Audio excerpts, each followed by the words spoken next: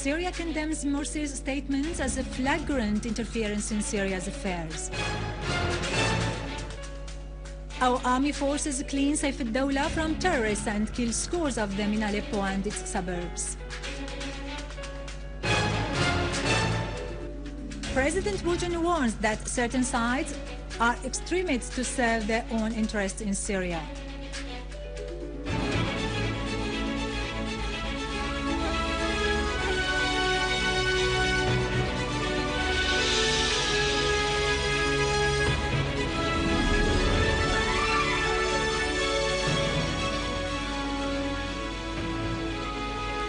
Good afternoon. This is Yarado Krikorian with the news in English.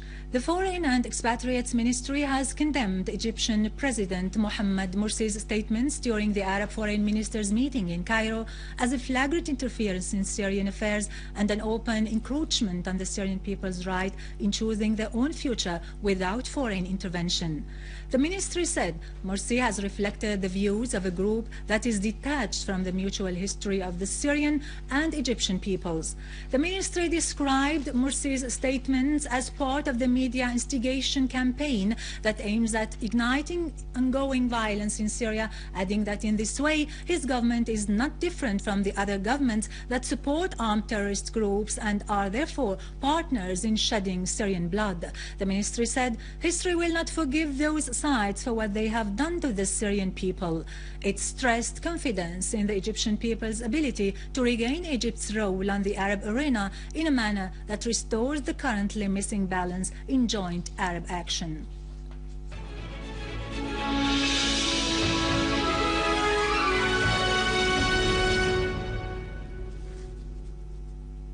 In reply to calls by local residents, competent authorities chased armed terrorist groups in Idlib suburbs.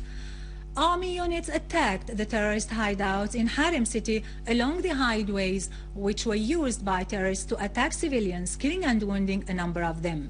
Meanwhile, authorities chased terrorist Abdelaziz al-Jamal, who opened fire at a military point at Hayy al-Dbayt, killing him immediately.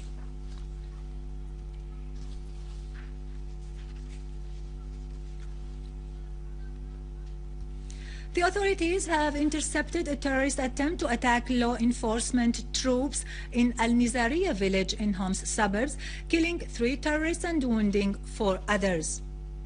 An army unit destroyed at dawn today a terrorist hideout behind Al-Khandaq Street in Babhoud in Homs. The clashes resulted in killing a large number of terrorists. The authorities also intercepted armed terrorist groups who attacked at dawn today a law enforcement troops point at the entrance of Al Husn town, scoring direct hits among the terrorists.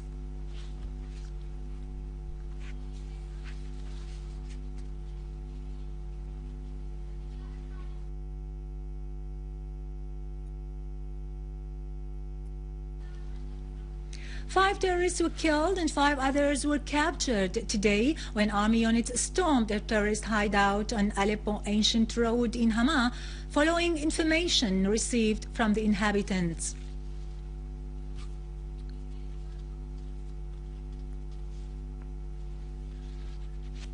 An army barricade in Al-Sheikh Said neighborhood in Aleppo has been assaulted by a booby-trapped car. After the blast, the barricade was attacked from 3 directions. Our army units bravely repelled the attack, killing scores of mercenary terrorists and destroying and crushing their equipment. No casualties have been reported among the army personnel. Meanwhile, rehabilitation works started in Mizar Street, Al-Molat neighborhood, Talayt Nahas and Al-Hariri Hospital in Saif al-Dawla district after cleaning them of armed terrorist groups. The armed forces also cleared Al-Sayyid Ali neighborhood and Suq al-Hal in Aleppo from terrorists and restored their hideouts. In Sulayman al-Halabi neighborhood, the armed forces carried out a qualitative operation against terrorist hideouts near Al-Hajar Mosque and killed several terrorists and injured others. Our armed forces also killed a number of terrorists who tried to attack Al-Midan police center in the city. President Vladimir Putin of Russia has warned against the attempts of certain sides to use extremists in order to realize their own interests in Syria, affirming that this would be a very dangerous policy, short-sighted and with grave repercussions. He called on all Western countries to reassess their stand concerning the crisis in Syria.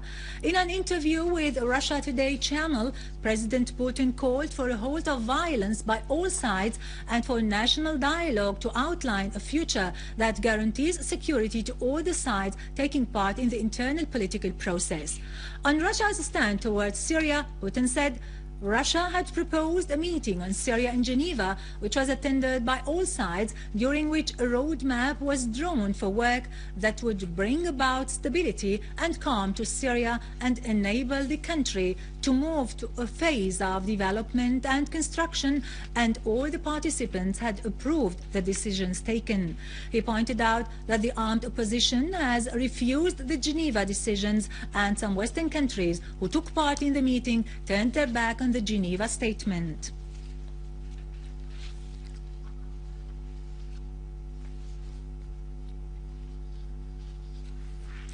A committee has been reformed to file lawsuits against anyone who has perpetrated a crime against state establishments, ministries and administrations, committed massacres against the Syrian people, instigated or taken part in instigation violence, including the misleading media channels, and against anyone who proves to be indicted in such acts.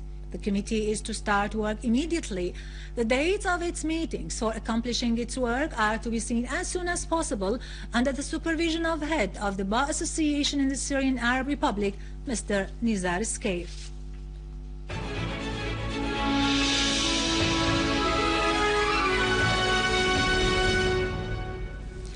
The Ministry of Information has said that Nilesat operator has stopped broadcasting the Syrian satellite channels in a unilateral procedure, violating the terms of the contract signed with the company and the Media Code of Ethics. The ministry stressed that the procedure contradicts the principles of journalism in an unacceptable and blatant way and comes with the framework of the campaign targeting Syria, adding that this behavior serves the Zionist scheme. The ministry called upon Nilesat satellite company to refrain from its behavior and adhere to the legal regulations in this regard.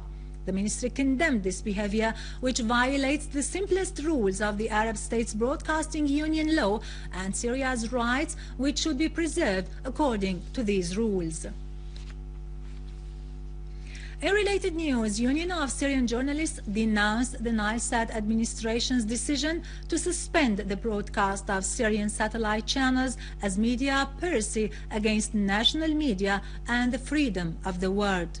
The union said in a statement that this step came in implementation of the decision of the Council of the Arab Foreign Ministers, which called upon the Nilesat and Arabsat administrations to stop broadcasting the Syrian satellite channels, which is unexpected since these organizations signed contracts and had legal obligations regarding the Syrian channels.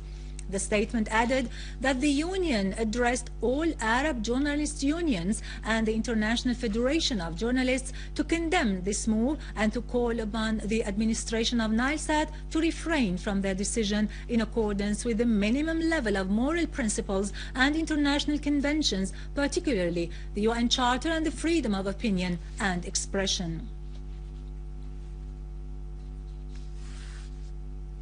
The National Media Council stressed that the Nilesat and Arabsat decision to suspend the broadcast of the Syrian satellite channels is illegal and condemned it as part of the war against Syria.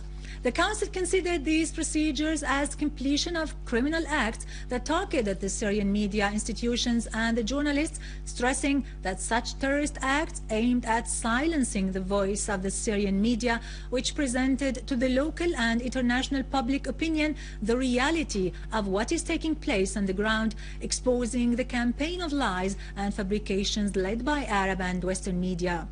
The Council added that it reserved its right to take necessary legal procedures to prosecute the two companies and all media outlets that violate rules of the journalist work. It added that all attempts targeting the Syrian media will fail as it belongs to the Syrian people and convey the reality, stressing that the national media will preserve its professionalism to expose the fabrications of other media.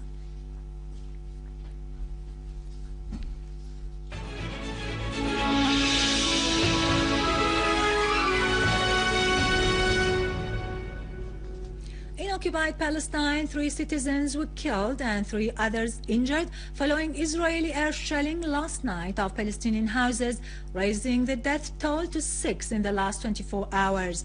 Palestinian sources pointed out that Israeli artillery shell at Palestinian citizens near the Faculty of Agriculture east of Beit Hanun. Israeli troops also targeted ambulances and medics, preventing them from carrying the wounded to hospitals in Al-Maghazi camp in the Strip. With this, we end our news bulletin for today. For more news about Syria and the region, and in order to view our bulletin again, you can visit our website in English, syriaonline.sy. Up next, the latest business and market news with Khalid after the break.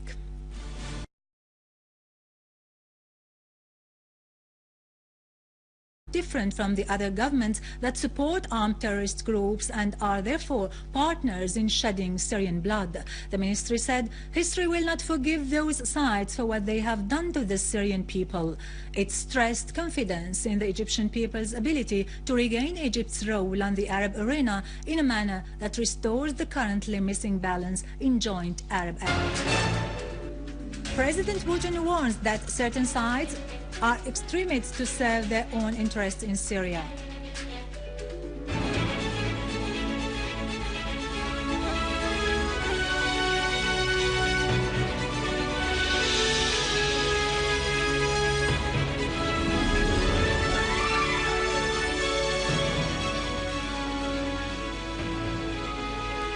Good afternoon. This is Yarado Krikorian with the news in English.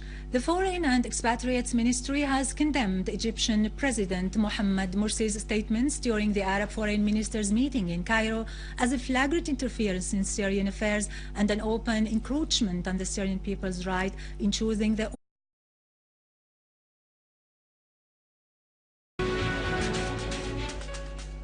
Syria condemns Morsi's statements as a flagrant interference in Syria's affairs. Our army forces clean Saif al-Dawla from terrorists and kill scores of them in Aleppo and its suburbs. Own future without foreign intervention. The ministry said Morsi has reflected the views of a group that is detached from the mutual history of the Syrian and Egyptian peoples. The ministry described Morsi's statements as part of the media instigation campaign that aims at igniting ongoing violence in Syria, adding that in this way his government is not